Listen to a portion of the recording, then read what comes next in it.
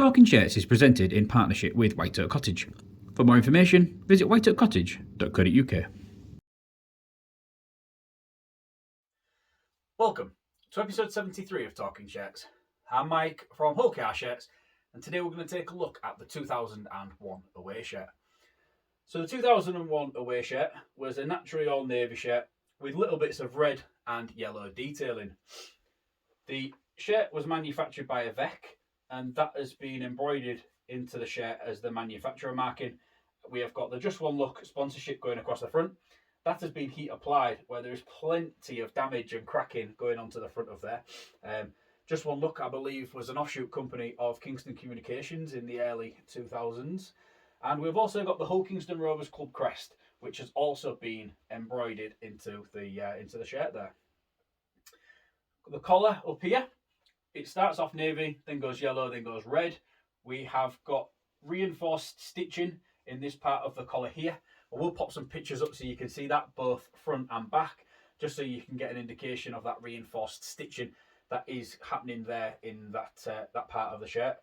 These naturally heavy cotton shirts used to bobble quite a lot, as you can see here. There is quite a lot of bobbling going on to the front of the shirt. It'll have seen quite a bit of wear during 2001, and obviously the fact that it is now 20 years old, you never quite know what's happened to a shirt in the period between it being worn and then it actually entering your collection. So I don't know where this shirt's been for the last 20 years, but it's obviously seen quite a lot of wear, definitely during 2001, and then potentially even after that. As I said, it's very difficult to kind of pinpoint where things are between being worn and then being added into a personal collection like mine. So as we swing it around to the side, you'll notice that we've got this yellow, what I'll call paneling detail, that starts off at the shoulder and then comes all the way down to the bottom of the sleeve there. These sleeves they're not quite short sleeves. They're they're not quite short or 3/4. They're kind of a long short sleeve, if that makes sense. Obviously things was a lot bigger back in the early 2000s. The fit weren't as sort of tight as and as naturally fitted, shall we say, as we see these days. There's a red layer of piping going down either side just to add to the detailing element, and then we've got Servacom Red Hall Limited that has been dye sublimated into the shirt with their logo underneath. This shirt didn't carry any competition patches on the sleeve. It will have been the Northern Ford Premiership during 2001, and I believe it did feature on the home shirts, and it definitely did during 2002 on the home shirt. But obviously in the 2001 away shirt, it wasn't quite wasn't heat applied. It was also heat applied during the 98 season as well. So yeah, interesting note there that there isn't a competition patch on this sleeve or the other one either. Before we move round to the back of the shirts, here's a quick word from our sponsor, White Oak Cottage. White Oak Cottage is a 2-bedroomed luxury holiday cottage set in the stunning Lincolnshire Wolds. It has 2 ensuite bedrooms, a hot tub, a wood burner, and is pet friendly. It is ideally situated in the Wolds, yet only 15 miles from the coast and 25 miles from the historic city of Lincoln. For more information, visit whiteoakcottage.co.uk. Welcome back to episode 73 of Talking Shirts. We were looking at the 2001 away shirt, and as you can see, we've now made it around to the back of the shirt, and to be honest, there's not really a great deal to say about it. So the back of the shirt is all navy. There's plenty of bobbling going on, as I've said. A lot of that's due to wear and tear.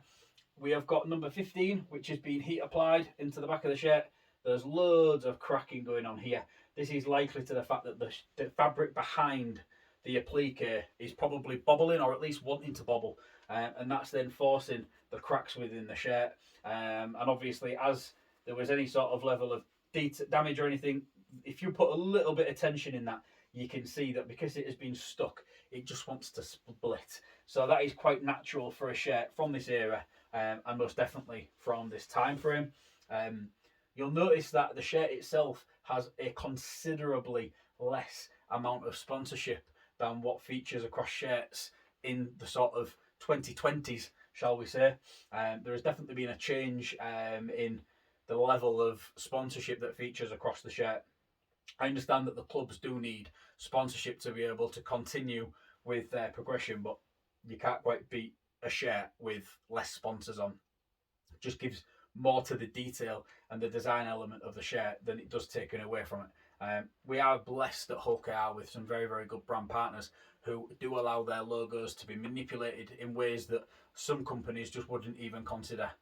So it's important that we never take that for granted.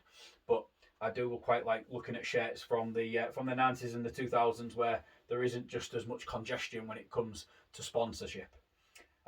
So as you can see on the back of the shirt, number 15, it's really hard to pinpoint it to a known game or even sort of a known player. But players such as John Aston could have worn this shirt. It also could have been worn by Alasdair McClarron. He was another one that I'd found, and also potentially Jamie Bovill as well.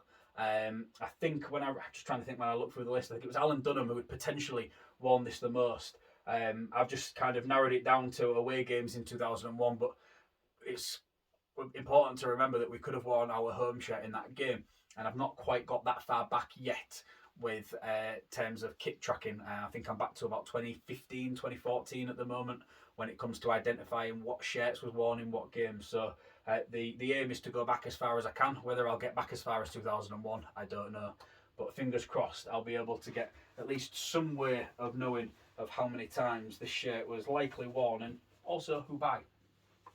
So that's everything for episode 73. Hope you've enjoyed this tour of the 2001 away shirt. It's probably the oldest shirt that I've covered for a while now. I think I've covered most of my older shirts in the collection, so a lot of the current episodes have been on more modern day shirts, but I am always on the lookout for older shirts, so if any do get added into the Hull KR shirts collection, I will most definitely give them the talking shirts treatment. Please feel free to have a look at our social media platforms for other shirt related content, as well as checking out our old videos on the YouTube channel and also hullkrshirts.co.uk. Thank you very much. I'll be back in 2 weeks with episode 74. Bye for now.